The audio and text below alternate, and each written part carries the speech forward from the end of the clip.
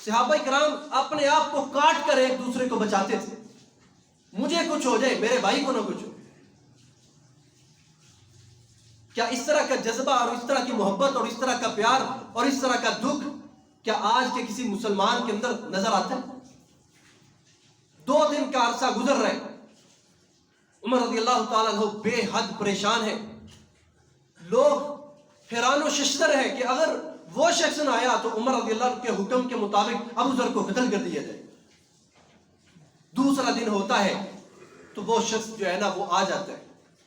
جب وہ شخص آتا ہے عمر رضی اللہ تعالیٰ عنہ نے رونا شروع کر دیا کہ تجھے تو پتا تھا کہ تجھے قتل کر دیا جائے گا، تو پھر بھی آ گیا۔ وہ شخص بھی رو رہا ہے، ابو ذر رضی اللہ تعالیٰ عنہ بھی رو رہے ہیں، عمر رضی اللہ تعالیٰ عنہ بھی رو رہے ہیں۔ عزیز بھائیوں، یہ وہ پیغام ہے، اس طرح کے مسلمان جو ایک دوسرے کی مدد کیا کرتے ہیں۔ رسول اللہ صلی اللہ علیہ وآلہ وسلم کی عمر مبارک 20 سال سے کچھ اوپر ہے۔ امام ابن کثیر رحمہ اللہ نے یہ واقعہ لکھا ہے کہ نبی صلی اللہ علیہ وآلہ وسلم کسی کے اوپر ظلم ہوتا ہوا دیکھ کر آپ برداشت نہیں کیا کرتے تھے، کسی کے اوپر بھی زیادتی ہوتی آپ برداشت نہیں کیا کرتے تھے۔ لکھتے ہیں کہ آپ کی عمر مبارک 20 سال سے اوپر ہے تو مکہ کے اندر ظلم کی انتہا ہو چکی تھی۔ دور دراز سے لوگ بیت اللہ کے اندر آیا کرتے تھے، اللہ کے گھر کے طواف کے لیے آیا کرتے تھے۔ جو مکے کے چودھری تھے، جو مکے کے بدماش تھے، ان کے سامان لوٹ لیا کرتے تھے، یا ان سے سامان خرید لی ہے، ان کو پیسے نہیں دیے، ٹال مٹول کر رہے، ان پر ظلم و زیادتی کی جا رہی ہے۔ رسول اللہ صلی اللہ علیہ وآلہ وسلم اس عمر کے اندر جب 20 سال سے کچھ اوپر آپ کی عمر مبارک ہے، آپ نے فرمایا کہ ہم عبداللہ بن جدعان کے گھر میں چند نوجوان جمع ہوئے اور ہم نے عہد کیا اور قسم اٹھائی۔ اس کو تاریخ کے اندر، سیرت کے اندر حلف الفضول کہا جاتا ہے اس واقعے کو۔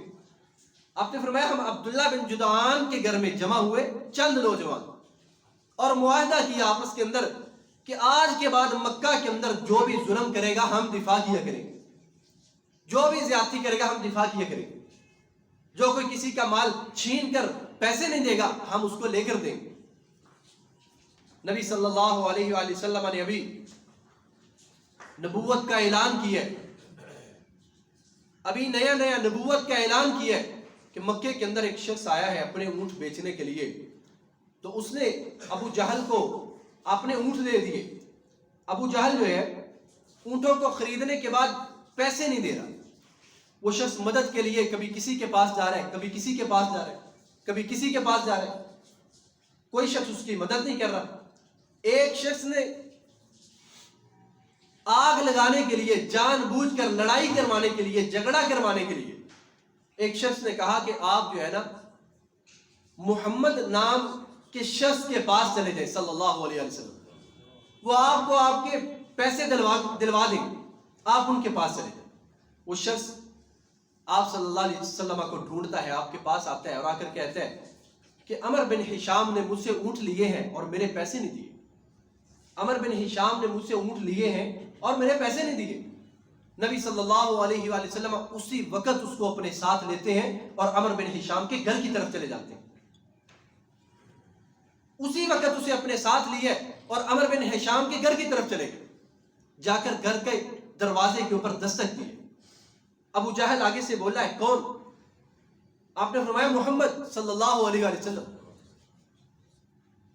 وہ گھر سے باہر نکلا ہے، دروازہ کھولا ہے۔ تاریخ کی کتاب میں لکھا ہے کہ اس وقت ابو جہل اپنے آپ کو بہت بڑی بلا سمجھتا تھا، بہت بڑا بہادر سمجھتا تھا، اور تھا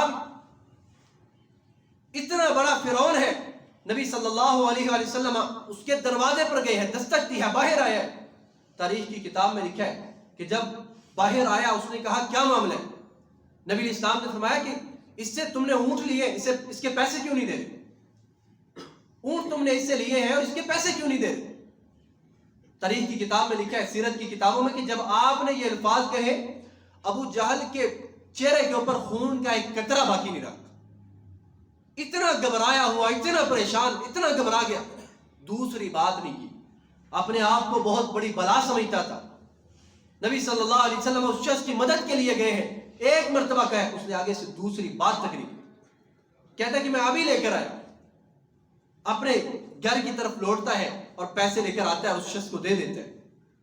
رسول اللہ صلی اللہ علیہ وآلہ وسلم کی یہ سیرت ہے کہ مسلمان، آپ نے فرمایا مثل مسلمین تر المسلمین فی توادہم وتناصرہم وتعاطفہم، کہ مسلمانوں کو آپ دیکھیں گے ایک دوسرے کے ساتھ شفقت کرنے کے اندر، رحم کرنے کے اندر، ایک دوسرے کی عزت کرنے کے اندر، ایک دوسرے کی مدد کرنے کے اندر، کل بنیان، یہ ایک دیوار کی طرح، یہ ایک عمارت کی طرح، یشد بعضہ بعضا، جس کا بعض کو مضبوط کرتا ہے۔ افسوس ہے کہ آج مسلمان سارے کے سارے اس کے الٹ کام کر رہے ہیں۔ مسلمان کا بعض کو توڑ رہے ہیں، مسلمان کا بعض سے نفرت کر رہے ہیں، مسلمان کا بعض سے دور بھاگ رہے ہیں۔ ہر کوئی اپنے مطلب کے لیے جی رہا ہے، ہر کوئی اپنی ذات کے لیے جی رہا ہے، کوئی اہل اسلام کے لیے یا مسلمانوں کے لیے کوئی بھی نہیں جی رہا۔ کتنے کم لوگ ہیں میرے عزیز بھائیوں، آج دیکھیں دنیا کے اندر مسلمانوں کے اوپر سب سے زیادہ ظلم ہو رہا ہے، سب سے زیادہ ظلم دنیا کے اندر ہو رہا ہے تو مسلمانوں کے اوپر ہو رہا ہے۔ ہمارا کیا کردار ہے؟ دیکھیں ہم جہاد کر سکتے ہیں، ہم لوگ جہاد کر سکتے ہیں، ہم جا سکتے ہیں۔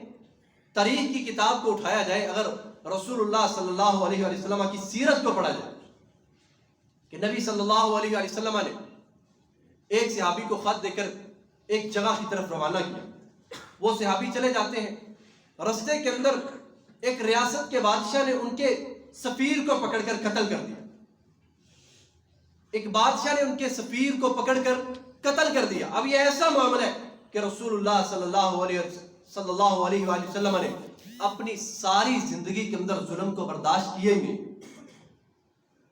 ساری زندگی کے اندر نبی اسلام نے ظلم کو برداشت نہیں کیا۔ جب آپ تک یہ خبر پہنچی ہے کہ آپ کے سفیر کو قتل کر دیا گیا، آپ صلی اللہ علیہ وآلہ وسلم نے اس سفیر کے قتل کیے جانے کے اوپر، صرف ایک سفیر کے قتل کیے جانے کے اوپر اتنا بڑا لشکر تیار کیا تھا جو اس سے پہلے آج تک نہیں کیا تھا۔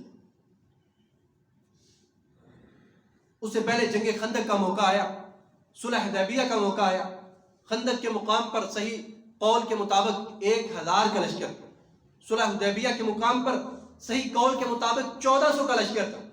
اس مقام کے اوپر رسول اللہ صلی اللہ علیہ وآلہ وسلم نے 3000 کا لشکر تیار کیا اور ان کا امیر بنایا اپنے بیٹے زید بن حارثہ کا، منہ بولے بیٹے، جس کو اس وقت اس دور سے پہلے محمد بن حارثہ کہا جاتا تھا، ان کا امیر بنایا زید بن حارثہ کو، اور آپ نے فرمایا اگر زید بن حارثہ کو شہید کر دیا گیا تو تمہارا امیر عبداللہ بن جعفر ہوگا، میرے چچا کا بیٹا، اگر اس کو بھی شہید کر دیا گیا فرمایا تو پھر تمہارا جو امیر ہے وہ عبداللہ بن رواحہ ہوگا۔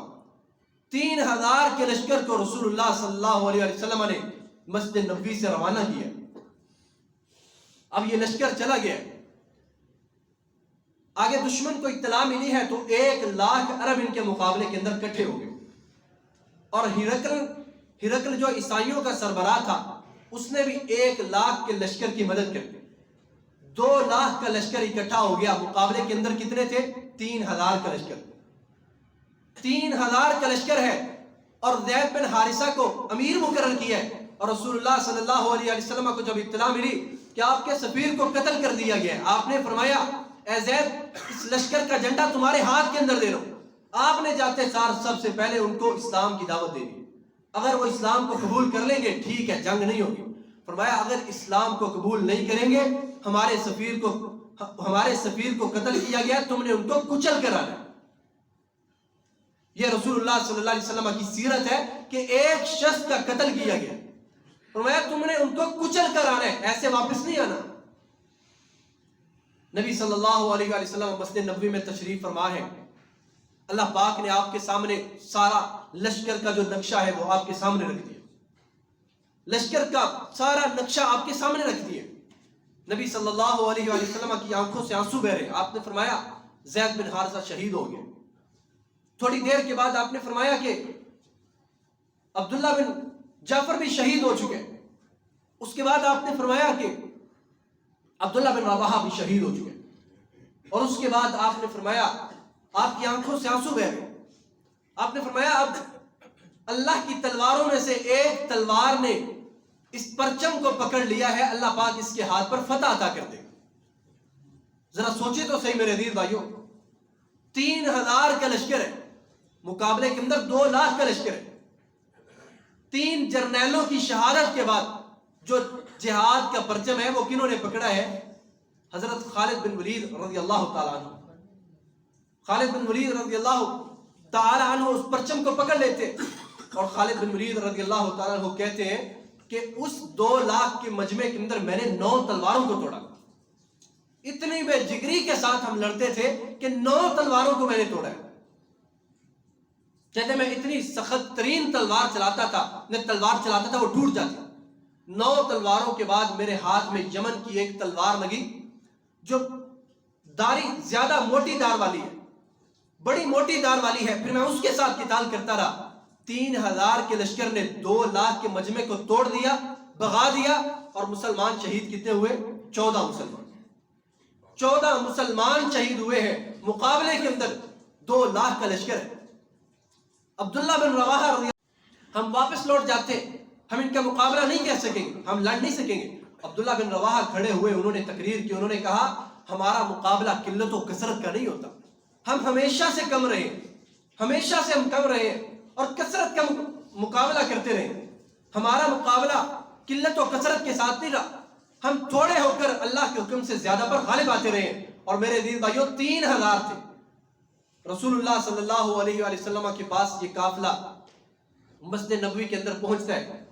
آپ نے اپنی وفات والے سال پھر ایک قافلے کو تیار کیا، وفات والے سال پھر ایک قافلے کو تیار کیا اور اس قافلے کا امیر بنایا اسامہ بن زید رضی اللہ عنہما۔ زید بن حارثہ شہید ہونے والے ان کے بیٹے اسامہ، نبی اسلام نے ان کو امیر بنایا۔ میرے دین بھائیوں پیچھے دیکھیں وجہ کیا ہے؟ ایک سفیر کو قتل کیا گیا۔ رسول اللہ صلی اللہ علیہ وآلہ وسلم نے اس ظلم کو برداشت نہیں کیا۔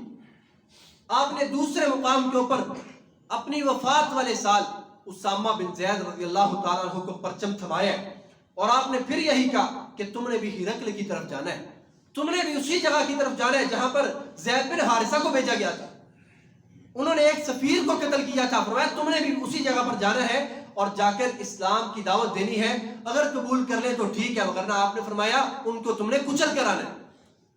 رسول اللہ صلی اللہ علیہ وسلم کی یہ سیرت مبارک ہے کہ جب بھی کسی مسلمان کے اوپر ظلم ہوتا ہے، جب بھی کسی مسلمان کے اوپر حملہ ہوتا ہے، مسلمان پر ظلم کیا جاتا ہے، تو نبی اسلام کی سیرت ہے کہ آپ صلی اللہ علیہ وسلم نے صحابہ کرام کی تربیت کی ہے، صحابہ کو تیار کی ہے۔ دیکھیں یہودیوں نے ایک جو صحابی ہے، ایک صحابیہ عورت کے سر سے دوپٹے کو کھینچنے کی کوشش کی ہے، رسول اللہ صلی اللہ علیہ وسلم نے ایک جماعت کو تیار کیا کہ اپنے بھائی کا بدلہ لیا جائے گا، قصاص لیا جائے گا۔ میرے عزیز بھائیوں دیکھیں آج دنیا کے اندر مشرق مغرب شمال جنوب کتنے زیادہ مسلمان ہیں، اللہ کی قسم، جو تڑپ رہے، جو رو رہے، جو سسکیاں لے رہے۔ ہم کس طرح کے مسلمان ہیں؟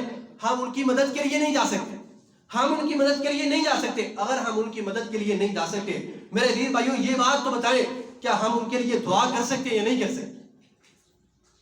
ایمانداری کے ساتھ اگر ہم اپنے آپ سے سوال کریں، ہر بھائی اپنے آپ سے پوچھے کہ دنیا کے اندر جتنے مسلمان جن پر ظلم ہو رہے ہیں، دیکھیں کشمیر بھی ہے، عراق بھی ہے، شام بھی ہے، کتنے دنیا کے اندر اتنے زیادہ ممالک ہیں جن کے اندر مسلمانوں پر ظلم و ستم ہو رہا ہے۔ میں جب دعا کرتا ہوں تو کتنے مسلمانوں کے لیے دعا کرتا ہوں یا صرف اپنی ذات کے لیے دعا کرتا ہوں؟